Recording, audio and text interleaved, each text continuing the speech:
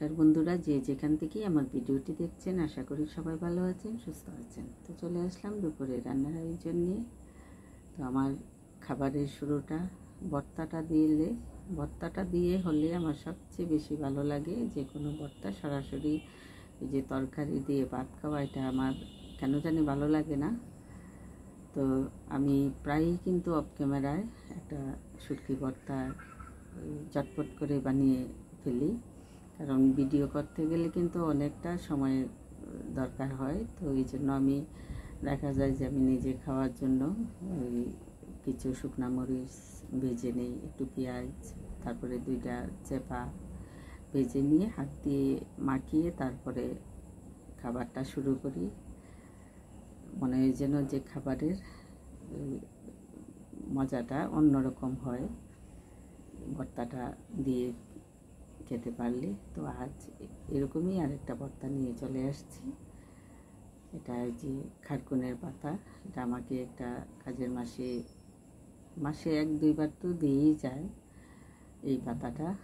ওর বাড়ির আশেপাশে অনেক আছে এগুলি, তো আমার জন্য নিয়ে আসে। তো ওটা আমি বেশ কয়েকটি ভিডিও দিয়েছি, খারকুনের পাতার ভর্তা। তো এটাতে আমি রসুন, পেঁয়াজ আর কাঁচামরিচ, সরিষার তেল আর এই যে কালো জিরা, এটা দিয়ে একটু জলটা শুকিয়ে তারপরে পাটায় বেটে নেব। তো আবার কাঁচাও কিন্তু করা যায়, যে মাঝে মাঝে করি কি, যে পাতাটা বেটে তারপরে কিন্তু এই ফোড়নগুলো দিই। আবার ভেজেও বাটা যায়, সবভাবেই করা যায়। তো ওটা আমার হাজব্যান্ডও পছন্দ করে, আমিও করি, কারণ উনি সবসময় বলে যে এই ভর্তাটা বা পাতাটা খুব উপকারী একটা পাতা, যে সব সময় খেতে পারলে শরীরের জন্য খুবই উপকারী। যার কারণে ওনার পছন্দ, নিজেও খেতে খেতে অভ্যাস হয়ে গেছে। এটা সব সময়ই থাকে আমার ঘরে। কচু শাক, তারপরে খারকুনের পাতা, এই বিভিন্ন পাতা, লতা পাতা, এগুলি একটা না একটা থাকবেই। তো সব সময় ক্যামেরার সামনে আনি না, অনেক সময় অফ ক্যামেরায় করে ফেলি। যেমন আজকে কচু শাক করা হয়েছে, তারপরে এটার ভর্তা করা হয়েছে। কচু শাকটা কিন্তু আমি ক্যামেরার সামনে আনি নাই, কারণ প্রতিদিন এক জিনিস তো আর দেখানো যায় না, তবে আমাদের খেতে হয়, এই জন্য অফ ক্যামেরায় কিন্তু এগুলি করে ফেলি। আর এইদিকে যে বেগুন দিয়ে ট্যাংরা মাছ করব সবশেষে, যে এই শুটকির ভর্তা দিয়ে কুমড়া পাতা দিয়ে বড়া বানাবো কয়েকটা। ওটা আবার ছেলের পছন্দ, মেয়ের পছন্দ। তো এবার 2 থেকে 3 দিন এই কুমড়ো পাতার বড়াগুলো বানিয়েছি। পাতাগুলো বাজার থেকে আনা, কিন্তু একটা দিনও ভালো পাতা পাইনি, আজও না। কিন্তু সবগুলি পাতা খুব ছোট, বড় পাতা চোখেই পড়েনি এই পর্যন্ত। তো কী আর করা, যেহেতু ওরা খাবে, তো কোনো রকম বড়াগুলো হয়েছে, খাবারটা চলবে।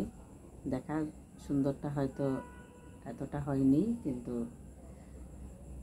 খেতে বেশ ভালো লাগছে দুপুরবেলা। তো মাছটা ভেজে তারপরে বেগুনগুলো ভেজে নেব।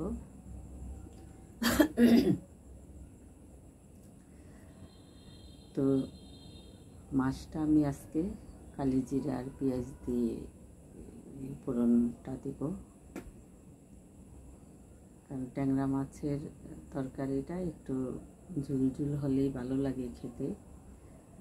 তো একবার ভাবছিলাম যে ডাঁটার ছোটো আলু সিদ্ধ করে তারপরে রান্নাটা করি, তো আবার ভাবলাম না, মাছটা যেহেতু গায়ে নরম, ট্যাংরা মাছ, তো একটু বেগুন দিয়ে দিই। আর ট্যাংরা মাছের সাথে কিন্তু বেগুনটাই ভালো মানায়, তো এই জন্য বেগুন দিয়ে দিলাম। তো বেগুন আবার আমার হাজব্যান্ড পছন্দ করে না, উনি যে চুলকানির জন্য খেতে চায় না। তারপরে কি আর করা, বেগুন দিয়েই কিন্তু শেষ পর্যন্ত রান্নাটা সম্পূর্ণ করলাম।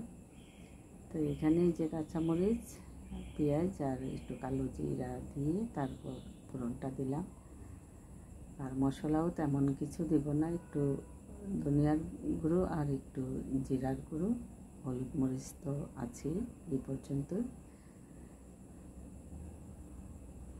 আজকে রান্নাটা আমার তেমন কিছু না, কিন্তু অনেকটা দেরি হয়ে গেছে, কারণ রান্নার সময় অতিথি আসছে। অতিথি বলতে টাকার অতিথি না, খাওয়ারও না, বিশেষ একটা প্রয়োজনে। তো রান্নার সময় কিন্তু একজনকে সময় দিতে গেলে রান্নার অনেক সমস্যা হয়। তো ওরা অনেক দূর থেকে আসছে, তারপরেও তো এদেরকে একটু সময় দিতে হয়েছে, একটু চা বিস্কিট এগুলো দিতে হয়েছে। তো রান্নাটা রেখে তারপরে এদেরকে আপ্যায়নটা করা হয়েছে, এদের সাথে একটু কথা বলা হয়েছে। তারপর দেখি আমার একেবারে কোনটা রেখে কোনটা করব, প্রায় 1:45 বাজে, তখন ওরা চলে গেছে। আমার আজকে অনেক পরিশ্রান্ত লাগছে যে আমি কোনটা রেখে কোনটা করব, এত খারাপ লাগতেছে যে কাজগুলি কখন আমি শেষ করব। কারণ রান্নাঘরে এক ধারায় এক মনে কাজ করলে কিন্তু কাজটা একইভাবে শেষ করে চলে আসা যায়। মাঝখানে যদি কোনো ওই আটকা থাকে তখন কিন্তু আর কাজ শেষ হয় না, এরকম মনে হয়। তো 3:30 বাজে স্নান করে আসছি, এসে তারপরে খাবার দিছি। তো আমার দেরি হলে তো ওরাও আমার জন্য বসে থাকে, কেউ তো আর আমাকে রেখে খেতেও চায় না, এরকম আর কি। তো এই যে বললাম না যে পাতাগুলি আজকে খুব কষ্ট হয়েছে আমার, এই বড়াগুলো বেলতে একেবারে ছোট কোনো রকম, কিন্তু আমি বলে টলে রেখে দিছি, কারণ বড় পাতা হলে কিন্তু খুব সুন্দর হয়, এতটা পরিশ্রম হয় না। তো এটা তো এদিকে দিলে ওইদিকে বের হয়ে যাচ্ছে, এরকম একটা অবস্থা। তো একে একে সবগুলো বড়াই কিন্তু আমি করে ফেলছি অফ ক্যামেরায়। আর এদিকে তরকারিটা নামিয়ে বড়াগুলো বেজে নেব মাছটা দিয়ে। তো মাছ বাজার থেকে গতকাল রাতে রান্না, তো আজকে সকালে বের করছি 1 কেজি মাছ। ভাবছি যে মাছগুলো কেটে ফেলবো, যেহেতু রান্নার এতটা ঝামেলা নেই আজকে। তো আজকে মাছগুলো বের করছি, করে তার তরকারির জন্য অল্প একটু কেটে তরকারিটা বসাবো, এমন সময় কিন্তু অতিথি চলে আসছে। পরে আর আমার মাছ কাটা হয়নি, মাছ আরেকবার ফ্রিজে এইভাবেই রেখে দিছি, কারণ এই মাছগুলো যদি কাটি তো আজকে তো একেবারেই 4টা-5টা বেজে যাবে। তো ভাবলাম যে রান্নার মাছ যেহেতু কাটা হয়েই গেছে, এখন আর বাকিগুলো ধরবো না, আর ধৈর্যও নাই। কারণ আমার ওই সময়ের কাজ সময়ে না করলে পরে যদি আমি এই কাজে ধরি আমার মেজাজই ঠিক থাকে না, নিজের প্রতি নিজেরই তখন জিদ লাগে যে কখন এটা শেষ করব, কখন এটা শেষ করব, এরকম মনে হয়। তো যার কারণে মাছগুলো কিন্তু রেখে দিছি। তো আজকে দুপুরবেলার খাবারটা এই বড়াটাই কিন্তু বাড়িয়ে দিছে, এত ভালো লাগছে যে বড়া দিয়েই কিন্তু ভাতটা খাওয়া যায়। আর শুটকির বড়া তো এমনিতেই যারা খায় তাদের পছন্দের একটা খাবার, আর অনেকে আছে যে একেবারেই পছন্দ করে না, যেমন আমার হাজব্যান্ড তো শুটকি কোনো দিনই খায় না, ওনার জন্য কিন্তু শুটকি ভর্তা তরকারি করলে একেবারে তুতু ফেলবে বারে বারে, এরকম গন্ধটা নিতে পারে না। তো এই যে সবশেষে দেখেন কাজের জন্য কিন্তু নিজে আর এই বাকি ভিডিওগুলো করতে পারিনি, মেয়েরে দিয়ে করাইছি একটু এলোমেলো। আমি করলে হয়তো আর একটু বড়াগুলো গুছিয়ে নিতাম, তো যেভাবে ছিল এইভাবেই সে একটু ভিডিও করে রাখছে। তো শেষ ভিডিওটা তো করতে হয়, না হলে আমি কি রান্না করলাম এটা তো আর বোঝার কোনো উপায় থাকে না। তো এই যে আমার কাঁকরোলের পাতার ভর্তা, এটা সবার বাড়ির আশেপাশেই থাকে বেশিরভাগই। তো আজ এই পর্যন্তই, ভালো থাকবেন, সুস্থ থাকবেন, আমার পাশে থাকবেন।